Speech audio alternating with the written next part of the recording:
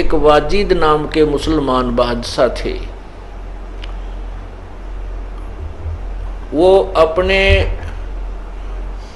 अपने राजधानी से दूसरे शहर को जा रहे थे, अपने ही राज्य में। तो उसमें राजा के साथ अंगरक्षक और रास्ते में फिर उनका खाना पीने का सामान ऊँटों के ऊपर ले जा रहे थे, क्योंकि राजस्थान मरुस्थल क्षेत्र के अंदर से ज्यादातर उसमें जो यातायात के साधन ऊंट ही होते थे। लंबा काफिला जा रहा था, आगे से एक भीड़ी तंग रास्ते से गुजर रहे थे।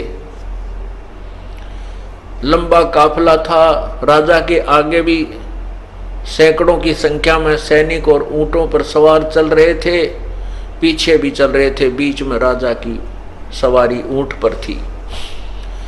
आगे जाकर के उस तंग रास्ते में एक एक ऊंट गुजर सकता था, ऐसा पहाड़ों के बीच से रास्ता जा रहा था। उसी तंग रास्ते के अंदर एक ऊंट की मृत्यु होगी और वो ऊंट बीच में गिर गया, रास्ता जाम हो गया, राजा का काफिला रुक गया। अब बादशाह ने कहा कि मेरा काफिला मेरी आज्ञा के बिना क्यों रोका गया, इसका कारण बताओ। अब उनके साथ जो मंत्री महामंत्री थे वो गए, उन्होंने जाकर देखा। वो आकर के वापस राजा को स्थिति बताई कि एक ऊंट की मृत्यु हो गई, उसको निकालने में राजन थोड़ा समय लगेगा, क्योंकि रास्ता बहुत तंग है, काफी लंबा एक तंग रास्ते से हम जा रहे हैं। राजा कहने लगा उस ऊंट को मेरे पास लाओ, वो क्यों मर गया मेरी आज्ञा के बिना। अब वो नौजवान राजा बना था, उसके हुक्म में सारे जो है ना राजा को क्या नाम है सैनिक महामंत्री नु नाचा करते। तो उसने नो सोच रखा था सारा कुछ तेरी आज्ञा तो हो रहा है। तो उसने कहा कि मेरी आज्ञा के बिना ये ऊंट कैसे मर गया, उसको मेरे पास लाओ, बुलाकर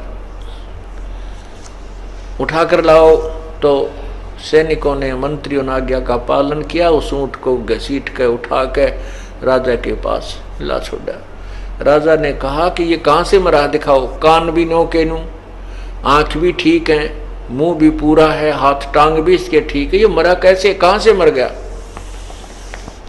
तब उनको समझाया विद्वान पुरुषों ने कि राजन, जब तक इस प्राणी के श्वास हैं तभी तक ये शरीर में रहता है, चाहे राजा है, चाहे रंक है, मनुष्य या कोई अन्य पशु पक्षी है। इसके श्वास इतने ही थे, इसका जीवन इतना ही था ऊंट का, अब आगे इसका जीवन नहीं था, परमात्मा ने इसके प्राण ले लिए। तो वाजिद ने कहा कि क्या हम भी मरेंगे? कहा जी, ये तो हम भी मर जाएंगे। ऐसे ही कभी मर जाएंगे? कहा कभी भी मर सकते हैं, वो तो प्रभु की अल्लाह की रजा के ऊपर कभी भी उठा सकता है। तो बहुत एकदम उसको धक्का सा लगा। फिर यो क्या कहा, जीवन भाई आज मेरे ठाठ हैं और मैं अभी मर जाऊं तो मेरा क्या क्या है यहाँ पर। कहते हैं एक के चोट से धारिया जिन मिलन दाचा। उसी समय वापस आ गया कि चलो वापस, सारे काफिले को वापस लेके घर आ गया और अपनी पत्नियों से कह दिया कि अब हम चले यहां से। अब वो कहने लगा कि हम चले यहां से, सारी सभी रानियां सब रोने लगी, बुरी तरह हाकार मच गया, हमारा क्या होगा, हमारा क्या होगा, कि कुछ भी हो, अब ये अब नहीं रुकेगा यहाँ पर, मैं जन्म और मृत्यु से पीछा छुटवाऊंगा। वाजिद बादशाह ने घर भी त्याग दिया, बालक भी छोड़ दिए, रानी भी त्याग दी। अब क्या किया, जंगल में जाकर के बैठ गया। अब जंगल में जाकर बैठ गया तो भूख भी लगे, गर्मी भी सतावे, वहां सारी व्यवस्था करनी पड़ी, झोपड़ी डालने लग गया।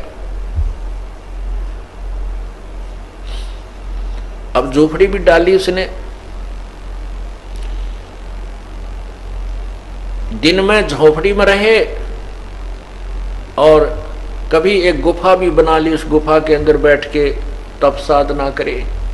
पुण्यात्माओं, जब तक इस जीव को सत साधना नहीं मिलती तब तक ये प्राणी ऐसे ही भ्रमित रहता है।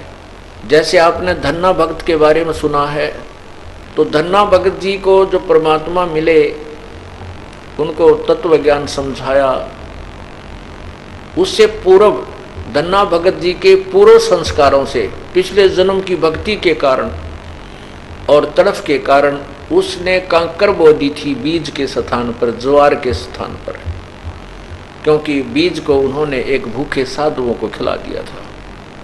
और परमात्मा ने उस कंकर के स्थान पर उनके खेत में तुम्बे, बड़े बड़े तुम्बे होते हैं, जैसे वो तुंबों की बेल उगा दी। तुंबों के अंदर परिपक्व ज्वार, हर एक तुंबे में एक बहुत बड़ा, तुंबे इतने भारा भारा होते हैं जैसे आपने ये पेठा देखा हो, इस तरह के तुंबे होते हैं, अंदर से बहुत खोखले होते हैं वो। तो उन सब में ज्वार भर दी, अर्थात सैकड़ों मन ज्वार परमात्मा ने बगैर बोए ही दे दी। उसके बाद परमात्मा मिले, उनको तत्व ज्ञान समझाया धन्ना भगत ने। फिर उसके बाद उस तत्व ज्ञान के आधार से कुछ साधनाएं की। तो उस समय धन्ना भगत उस वाजिद जी के पास चले गए। वाजिद जी के पास चले गए, वहां पर रुके 1-2 दिन। तो वाजिद जी ने कहा कि ए भक्त, आप भक्ति नहीं करते, आप काहे के भक्त हो, आप साधना कुछ भी नहीं कर रहे हो। धन्ना भगत कहता है, मैं साधना बहुत करता हूं। कि नहीं, तू झूठ बोलता है, तू धोखा दे रहा अपने आप को, तू भक्ति नहीं कर रहा है। वाजिद जी ने कहा, वाजिद जी क्या करते थे कि दिन में तो बाहर बैठ जाते थे झोपड़ी पर नो आकड़ के, बहुत समय तक, दिन में 1-2 घंटा ही वो बातचीत अन्यों से करते थे, और रात्रि के समय गुफा में चले जाते थे। तब धन्ना भक्त ने कहा था, भाई दिन में बजे सो ढोंगी कहिए, रात न बजे सो चोरी, गुफा में बजे सो कहिए मुष्टा, भक्ति की गति और। कहते हैं दिन में लोग दिखावा करता हो तो ढोंगी माना जाता है, और गुफा में रात न बजे वो चोर कहलाता है, और गुफा में बढ़ कर भक्ति करे वो तो चूहा कहलाता है। भाई भक्ति की गत और।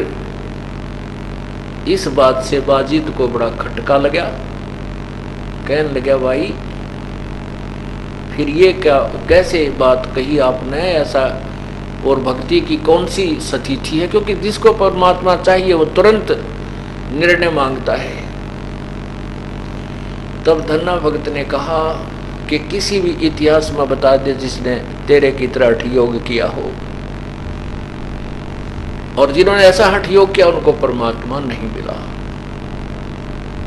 नाम उठत नाम बैठत नाम सोवत जागवे, नाम खाते नाम पीते नाम से ती लागवे। तब धन्ना जी ने परमात्मा से मिलाया, यानी वो पूर्ण परमात्मा ना जाने कितनी बार प्रकट होते हैं, लेकिन तब उन्होंने इस तत्व ज्ञान को नहीं और सार नाम को नहीं उजागर किया, लेकिन उन पुण्यात्माओं को ऐसी भक्ति दे दी ताकि उनको मनुष्य जन्म बहुत मिलते रहे, और उन्हीं मनुष्य जन्मों में परमात्मा आके संभाल लेते हैं। तब वाजिद जी ने वो जो हठ योग था वो छोड़ा, और सत साधना जो भी गुरुदेव ने उस साधना बताई वैसे शुरू की। उसके बाद फिर वाजिद जी का फिर मनुष्य जन्म हुआ। कबीर परमेश्वर जब 600 साल यहाँ पहले 120 वर्ष भर रह के गए, तब फिर वही आत्मा उनसे मिली, उनका जन्म हुआ दोबारा। फिर कबीर परमेश्वर की शरण में आए, और तब वाजिद जी वाली आत्मा का यानी कल्याण